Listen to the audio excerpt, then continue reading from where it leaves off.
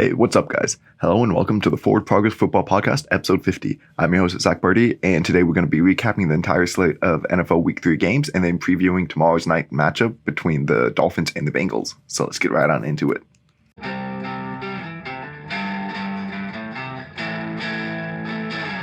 All right, so we're just going to dive straight on into these games, and just a heads up, this was a terrible week for my pick'ems, but whatever, you grow from it. So first off, the Saints at the Panthers, 14-22 finish. I was wrong. I picked the Saints to cover and win. But yeah, let's start off with some positives first. If this is how Chenault's going to be, the receiver traded forward from the Jaguars to the Panthers, he's got to see the field more. He had 11 snaps this game. He ran 6 routes. He caught 2 balls, 90 yards, and 4 missed tackles. He is this hybrid after the catch machine that this team really needs to spark some offense, because right now they can use Christian McCaffrey in that way, but I don't think they want to because of all the wear and tear he's been putting on the body. So if they can get Laviska Shenault a bit more involved, then that'd be definitely raise the floor of this offense and the ceiling. Both of these offenses though do look limited by their quarterbacks. And for the Saints side, at least, it makes me definitely want to see the backup Andy Dalton. Jameis, he's been dealing with some injuries. He's had that funny quote, pain everywhere or whatever after week 1. So I know Jameis is hurt, but I feel like that's even more reason to put Dalton out there. Healthy Dalton's got to be better than this, right? And then lastly, J.C. Horn for the Carolina Panthers, last year's first-round pick, had a great day. The pick he had at the end is good and all, but it was like a Hail Mary situation, just like a jump ball. He caught it. Good on him. But that tipped ball on the blitz was huge, led to another interception. He allowed 0 yards in coverage all day, and there were 2 receivers on the Saints who had 100+ yards. So he was just locking down his guy. They need to find someone else who can lock down the other side. TJ Henderson isn't getting it done, but overall, good day for the Panthers. Nice way to rally and get a win against a divisional opponent. Then we have the Texans at the Bears. Texans losing 20-23. Incorrect. I had the Texans covering and winning, but that was a push on the cover, so at least there's that. A tie's a high. The Bears keep winning on the back of their ground game. This time it was Khalil Herbert, and honestly, Herbert looks amazing, and I think he should still be the number 1 when Montgomery gets back. I was kind of thinking that for a while, and this game kind of just further solidifies that thought. In Fields, he's obviously a good mobile quarterback. I want them to use him more in the pass game, even though, yeah, he still needs to grow there. But are you seriously thinking you're going to compete this year? Might as well test out what you got in Fields more. I've been saying that all year. And then 2, use him in the designed run game more. He only had 2 designed runs. The rest of his yardage was off of scrambles. Use the weapon you have in Fields. It just feels like this team doesn't like him at all or something. The Bears defense is really stepping up, though, especially with their linebackers, Roquan Smith and Nicholas Moreau. They look great together, and the rest of this defense is playing really hard. I do think that they need to find another cornerback right now. Vildor, he doesn't feel like him right now.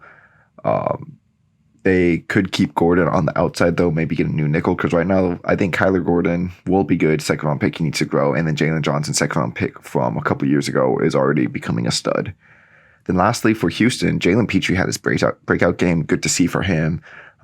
He had 2 picks and a sack. The Texans this year is kind of similar to the Bears, just all about finding young stars that they can grow around. Texans have a lot of draft capital coming up, so they need to find out what pieces they have and what pieces they don't have so they can invest in the draft in that.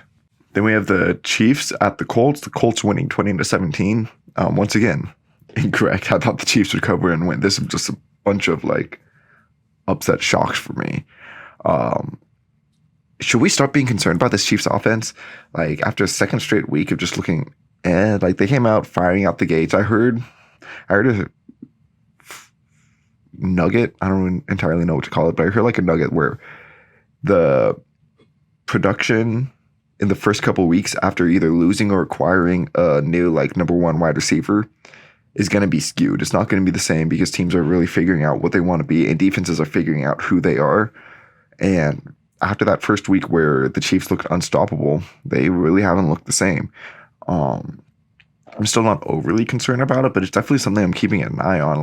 Normally, Patrick Mahomes has been able to shred this Gus Bradley cover 3 single high defense, and today, obviously, he wasn't able to. 17 points, a lot of that was on missed field goals and stuff, and a fake field goal because they didn't trust their kicker to kick. But still, that's not 17 points with Patrick Mahomes at quarterback should almost never happen. But it is good to see some fight from the Colts. It wasn't perfect, but they got a dub against a key conference opponent, and hopefully they can build upon it now. They obviously still had a lot of struggles. This was a game that I think they lose 9 times out of 10.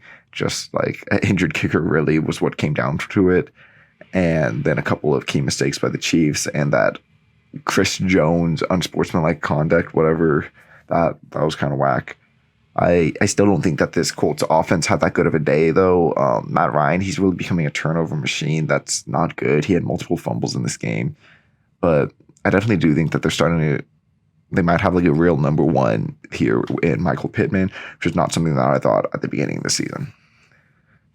Then we have the Bills at the Dolphins. Dolphins winning 21-19. Another double L. I thought the Bills would cover and win. The Bills showed us their weakness this game. I thought Josh Allen played pretty poorly on that second to last drive, throwing 3 balls that should have been intercepted, and then a duck that didn't even reach Isaiah McKenzie. Also, I don't understand why not just do 3 QB sneaks when they're on second and goal from the 1. You have one of the greatest special or QB sneak quarterbacks in history. Like, why not just do 3 in a row there? I get it. You maybe don't just want to get Josh Allen hit. I don't know. I thought that was weird. And also, I don't think the Bills defense will always give up these big plays. They didn't give up a bunch, but they were just so injured in the second half. Like, or the secondary. I know that Hyde is out for the season, but they're going to get Poyer back. They're going to get Trey White back sometime soon. They will be better in the secondary. They just signed Xavier Rhodes. Kind of wondering if they put him at safety. You see a lot of older corners do that. I don't know if they will try that, but we'll see what they do there. Christian Benford, their stud rookie 6th-round pick, he's out right now. So yeah, lots of holes popping up on that Bills roster. And then I thought Tua played phenomenally this week. I know his box score wasn't nowhere near as impressive as last week, but I thought he was just so accurate, hitting like open receivers, hitting closed receivers, like receivers in like double, triple coverage. He's hitting them right on the money where only they can get it and making like huge plays that I didn't think he was capable of before. He's playing like a top quarterback in this league. And with this offense, that's going to lead to a lot of wins. And then this defense too, it's just next level right now. They were able to beat a quarterback that you aren't supposed to blitz with the blitz.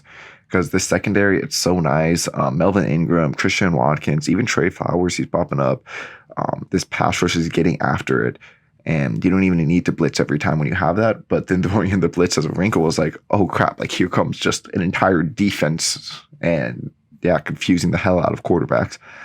I really doubted Miami coming into this year, but they're making me look like a fool right now. Then we have the Lions at the Vikings. The Vikings winning 28-24. Got the victor right, but I did think the Vikings would cover, which they did not. The Lions are a very talented team, but they're still young and learning. They probably should have gone for it instead of attempting that field goal at the end, and they need to clean up some coverage busts, but they're still definitely a team that's trending up. It's just maybe a year away. Jeff Okudah, though, he's having a huge year. Really nice to see him bounce back after injuries and a poor rookie season where everyone thought that he was like going to be a bust, writing him off. And now here he is locking down a number 1 receiver 3rd straight week, this time going against Justin Jefferson. Yeah, he's showing everyone why he was the 3rd overall pick. I'm all here for it. And then on the Viking side, really good comeback win for them. They showed a lot of fight against a good divisional opponent and bounced back after a rough loss last week. I think their defense still needs help, definitely, and this offense has to get Jefferson the ball more. But overall, I do think that they're a playoff caliber team, even if I doubt Kirk Cousins' ability to get them over the hump and win some of these important games. Then we have the Ravens at the Patriots. Ravens winning 37-26. Ravens covered and won, just like I predicted. This was not Mac Jones' best game for the Patriots, but I do think it was one of his most promising. Up until now, he's been a limited upside system quarterback, but he was creating out of structure, using his legs, and being more aggressive than he's ever been. He needs to learn to control that regression. Definitely, he threw 3 interceptions, had a couple more that were dropped or just like should have been turned over. But I definitely overall liked what I saw. It sucks that if he's going to be out for a while. Today I saw Belichick say he's day-to-day, but I think that was just Belichick coach talk. Like he has a high ankle sprain. He's going to be out for a minute.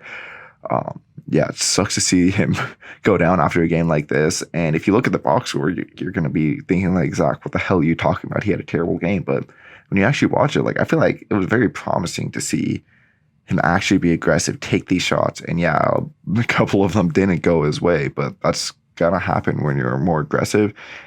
He just needs to fine tune that and learn that balance. And once he does, like he showed the ability to move outside of structure. He showed the ability to roll out and get yards with his legs, but also keep his eyes downfield and find an open receiver on that scramble drill. He hasn't really shown too much of that before, and I thought his arm looked incredible this game. I think this is a really big Mac Jones trending up game despite the ugly stat line. Next, the Ravens definitely need to find a third corner. Humphrey and Peters were, as advertised today, locking it down, whoever they were covering, whether it be in the slot or outside. They each snagged a pick. However, the third corner that would come in and rotate either be the other boundary corner when Humphrey was in the slot or be the slot corner. It was Jalen Armour-Davis, Brandon Stevens, and Demarion Williams.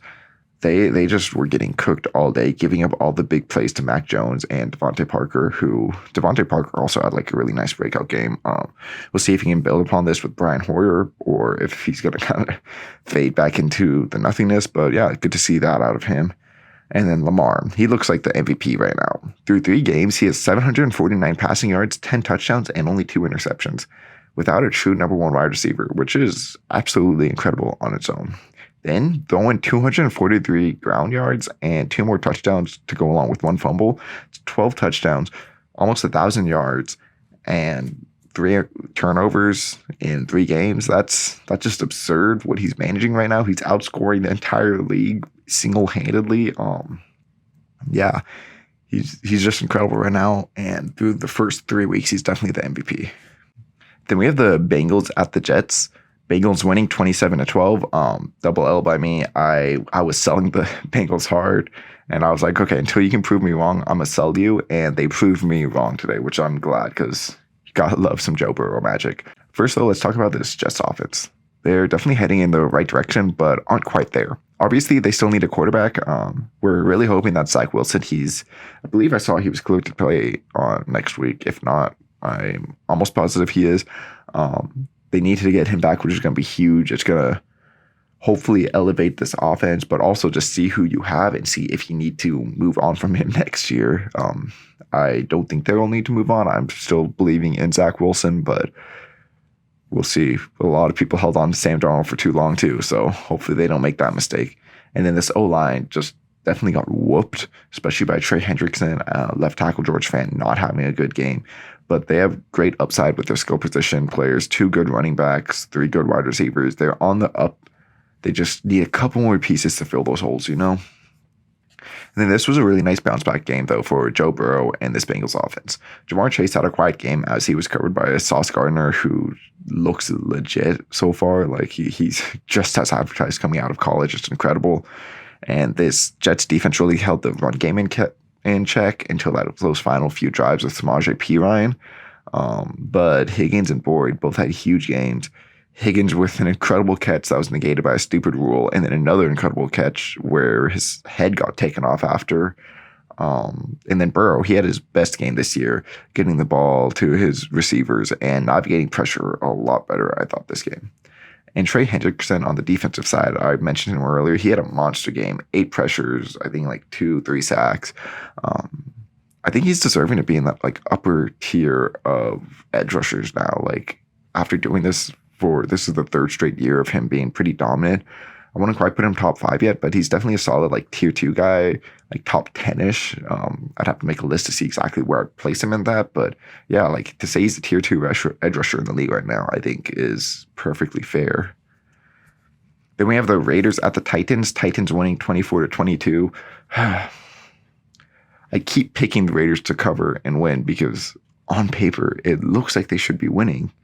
But like they have all the advantages, but then Derek Carr not hitting open receivers, Josh McDaniels just not coaching these guys to win. I don't know what it is, but I don't know. We'll move on, talk about that later. First, I want to give the Titans their props.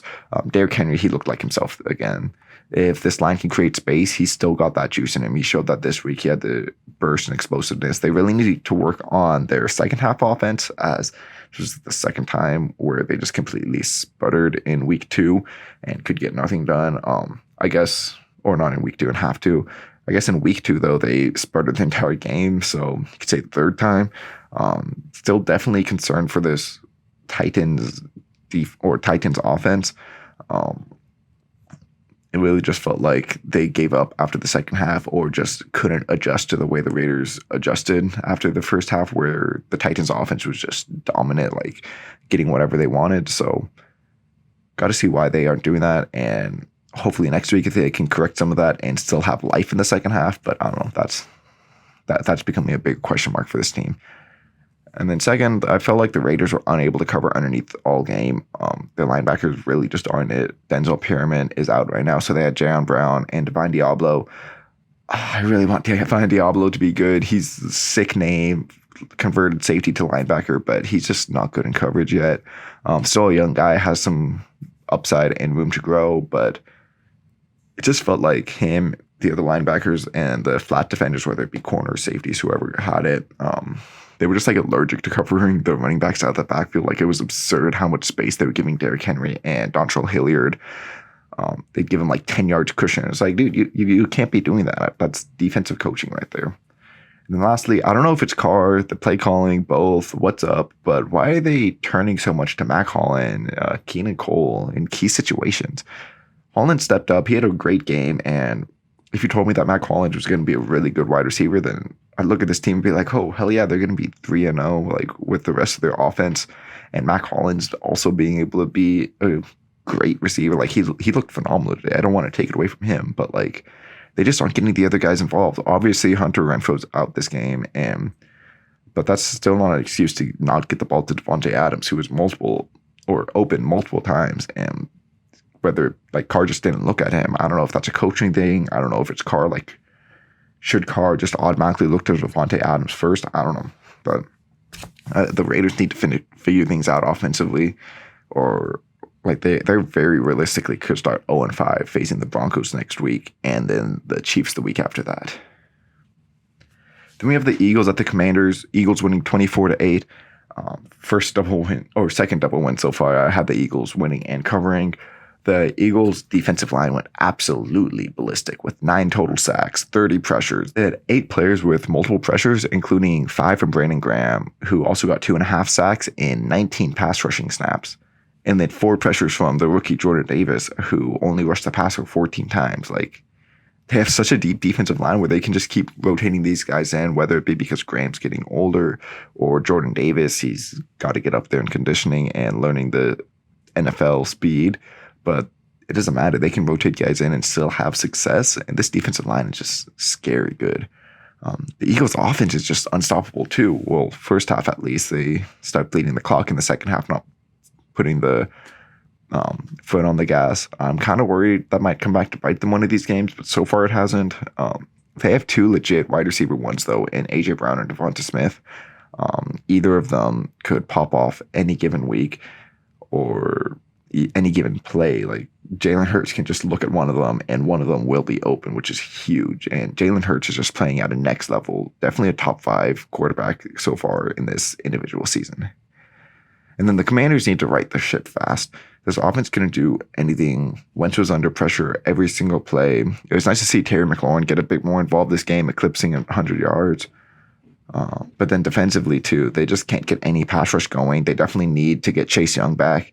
And these corners, they didn't play terribly, I thought. They were in position most of the time, but they were just getting beat at the catch point. They needed to get better at like tracking the ball, hitting it away, punching it out of receivers' hands. Definitely would help if they had a good pass rusher to help get the ball out faster, or if they had a good defensive coordinator. I don't know how Jack Del Rio still has his job. And then the Chargers at the Jaguars. Chargers losing 38-10.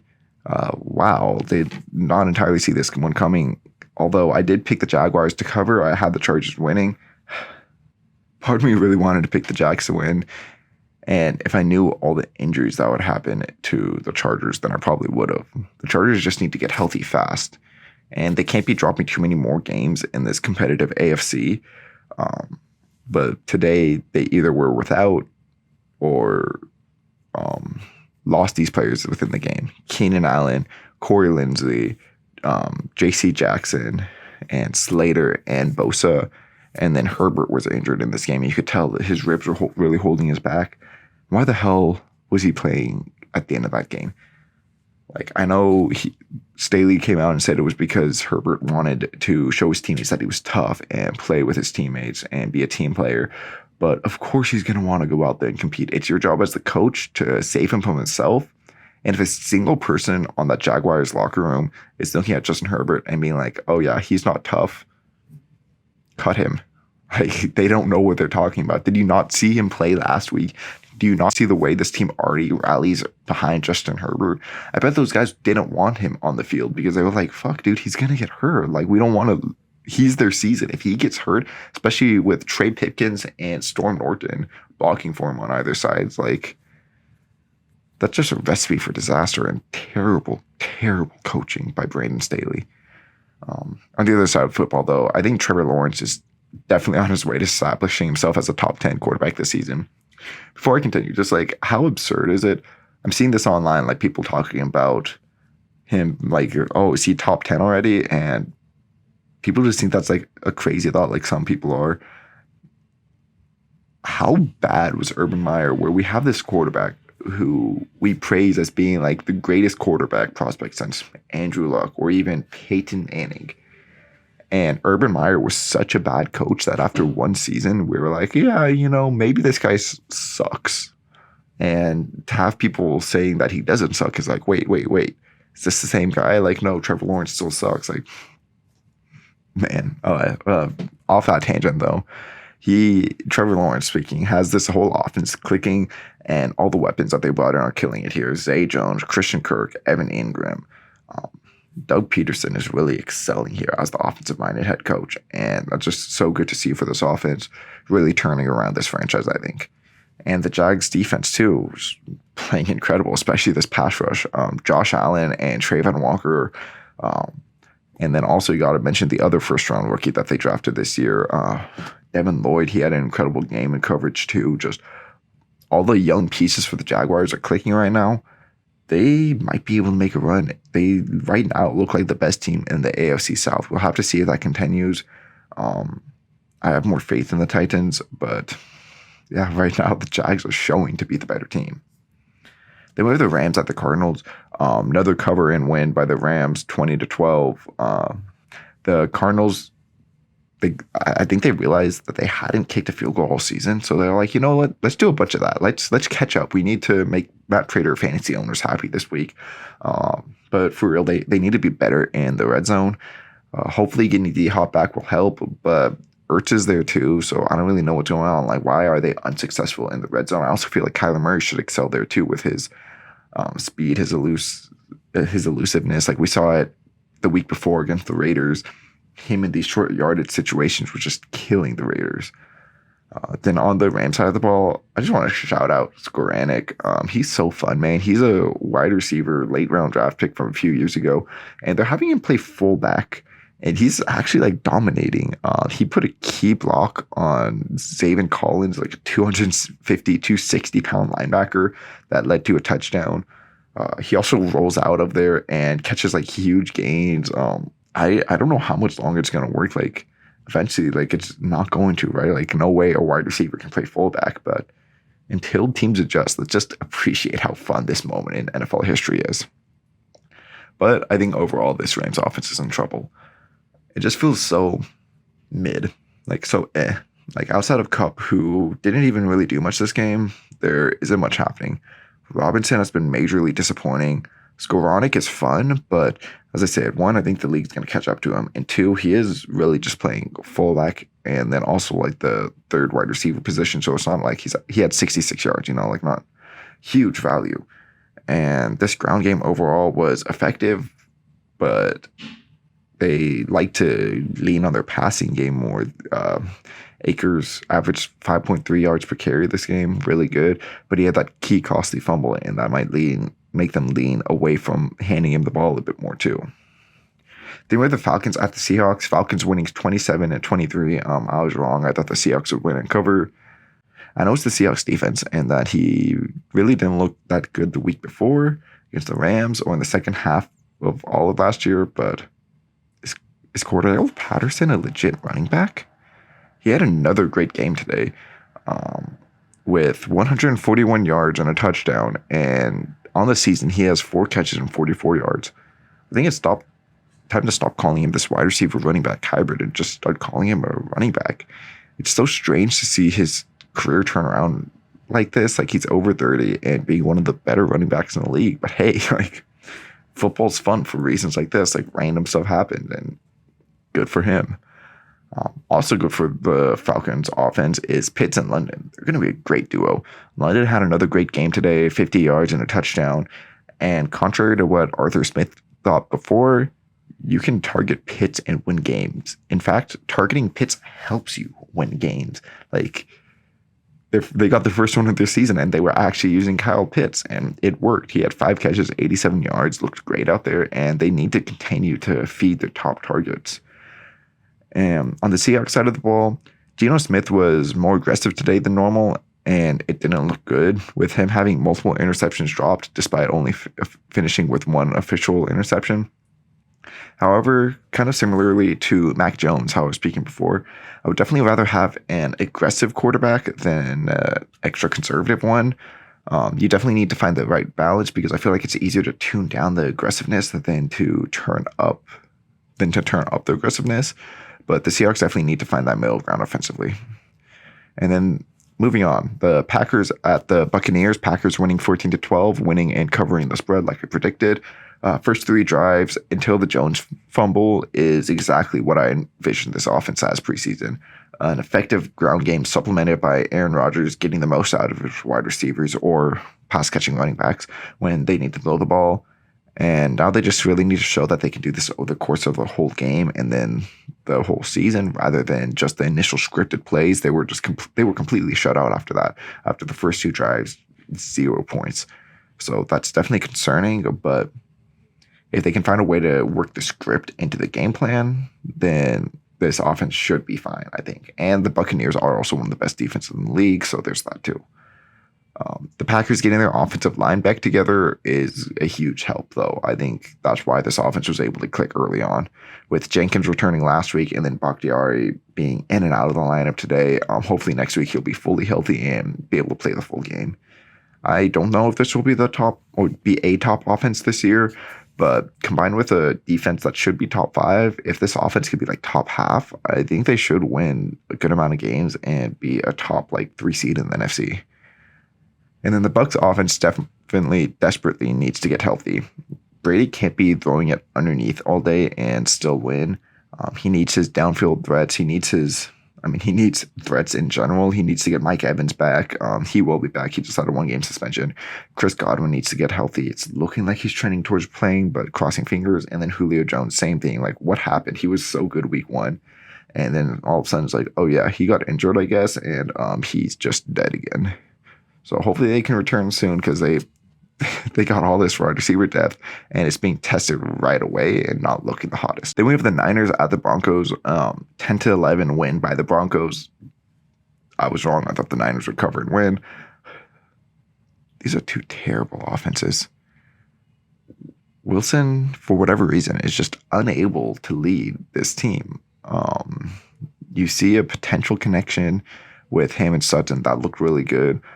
Hopefully he can continue the growth with Jerry Jeudy on the opposite side, and it's just taking a couple weeks for this whole thing to get clicking, but right now it just does not look pretty. And Jimmy G, there's a reason why they traded 3 first-round picks for Trey Lance, even though there's all of these question marks around him.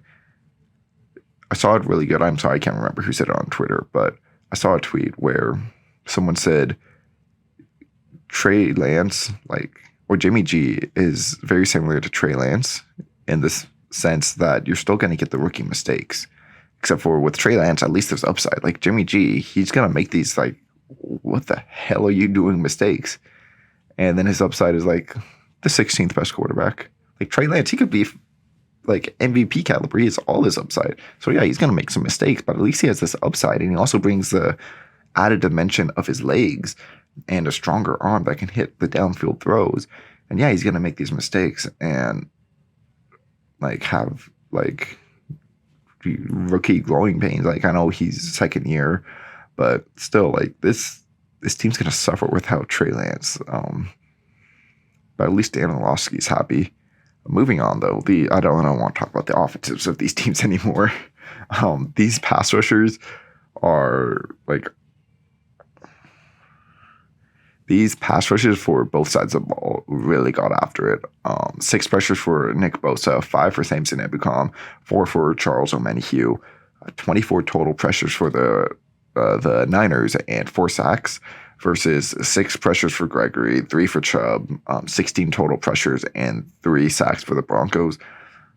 Yeah, definitely good game overall on both sides of the ball. Hopefully these offensive lines for each of these teams can step it up a bit more in the coming weeks. I know Trent Williams is going to be out for a minute. That's going to really hurt the Niners, I believe. They already don't have the best pass protecting offensive line, and it's going to get even worse. So this Niners team might look pretty ugly. But yeah, both of these teams honestly really scare me. Neither have an offense that can keep up with the real contenders, I believe.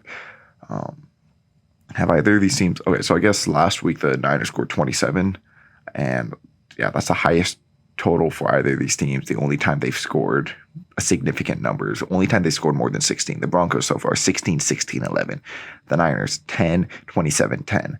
These offenses are just not good. These defenses will keep them in a lot of games. Well, we still need to see if the Broncos defense is actually good or if it's a byproduct of playing the Seahawks, the Texans, and the Niners. But the Niners defense is definitely good. They'll keep them in contention and maybe even allow them to sneak in and be like the 7th seed in the conference. But I don't think that they're going to be able to go anywhere unless they right the ship fast on offense on both of these teams. And then the final game of the week, we have the Cowboys at the Giants. Cowboys winning 23-16. That's incorrect on both parts of my end. Thought Giants would cover and win. Evan Neal and this offensive line were just terrible. It felt like Jones was under pressure after every single dropback. It was just an ugly game overall for them. Dallas pass rush, they had 7 pressures from DeMarcus Lawrence, 6 from Micah Parsons, 35 total pressures, 5 total sacks. Like we aren't going to be able to, or the Giants aren't going to be able to win games with an offensive line playing like that. And that's really tough for Daniel Jones. I felt like he played well despite the circumstances. I still think the Giants need to reset at quarterback, just because like it's getting too far into the regime. Like you want to get that young rookie quarterback build around him sort of deal. And I think he frankly just needs a change of scenery. I feel like that could help Jones a lot. You also won't be under the pressure of New York media. He has a lot of talent. I just don't think the Giants are going to be able to get it out of him with the receivers not being good here. Like Sterling Shepard, he looked good this year again, and it was just so sad to see him go down on just like while jogging and his ACL just pops. Like that's terrible. But moving on, Kenny Golladay, not good. Tony, the Kadarius Toney first round pick from last year, like a non-factor. Wan'Dale Robertson not doing anything. You got Davis Sills going out there and slipping, giving up the game-winning or game-losing interception. Just overall, Daniel Jones needs more help. He's not going to get into New York. They're going to move on from him, and I think he can be a top half quarterback on another team. Just, yeah, he needs the opportunity. And then the Cowboys, they're staying alive without Dak Prescott. Good for them. And the whole team looks better. They look like the better team versus the Giants, even at quarterback. Because as I said, Daniel Jones didn't have the best game, but Cooper Rush really just played phenomenally, using his weapons and letting them win. Obviously, when Dak comes back, Dak's going to be the quarterback, no doubt about that. But it was nice to see that this team is going to be able to stay afloat. I think Dak will come back this week. That's what it's looking like. They're also going to get Michael Gallup, and that's going to be huge for this team and this offense. They're still going to be able to compete with the Eagles for the division and push for a wild card berth, if not. Overall, in this week, I was 6-10, and then 5-10-1 against the spread. Not the prettiest, as I said, but hey, like going to bounce back again next week, no doubt about that. 22-25 overall, or 22-25-1 overall, 19-28-1 against the spread. So moving on to the Thursday night matchup between the Dolphins and the Bengals. The Bengals are 4-point favorites right now. The Bengals, they were able to bounce back last week, but that was going against the Jets defense. Now they'll have to face the Dolphins, who held the Bills to 19 points and have one of the best pass rushers in the league right now, something Joe Burrow and the Bengals have really struggled against so far. Tua has also been on a tear this season. I don't have a bunch of faith in Chidobe Awuzie and Eli Apple in covering Jalen Hill and Tyreek Hill, especially with all the smack that Eli Apple was talking. I feel like Tyreek Hill is just going to pop off. Maybe Awuzie will be able to contain Waddle. We'll see. Awuzie has had a pretty good season, but Eli Apple and Tyreek Hill is going to be something to watch. Both these teams are coming in with reworked offensive lines. So far, it's looking like that the Dolphins did it better. Will either of these line plays, though, be able to hold up? Both of these defensives have pretty good pass rushers. Trey Hendrickson for the Bengals, and then Melvin Ingram and company. Like, they have a whole slew of pass rushers and blitzes that they bring with the Dolphins. Will either of these offensive lines be able to hold up? That's going to be a huge, I feel like, turning point in this game. I have more faith in the Dolphins right now. I did not think I'd be thinking this, but I think the Dolphins will be able to definitely cover that 4-point spread and probably win. Yeah, so that's going to do it for today's episode. If you're on YouTube, leave a comment below. Tell me what you guys thought about this week's games. What do you think about this Thursday night game? Do you think I'm right? Are the Dolphins going to cover and win? Leave a like and subscribe. Also, if you're on YouTube or if you're on Apple, Spotify, or wherever else you might be listening to this, leave a 5-star review, and I'll see you all next time.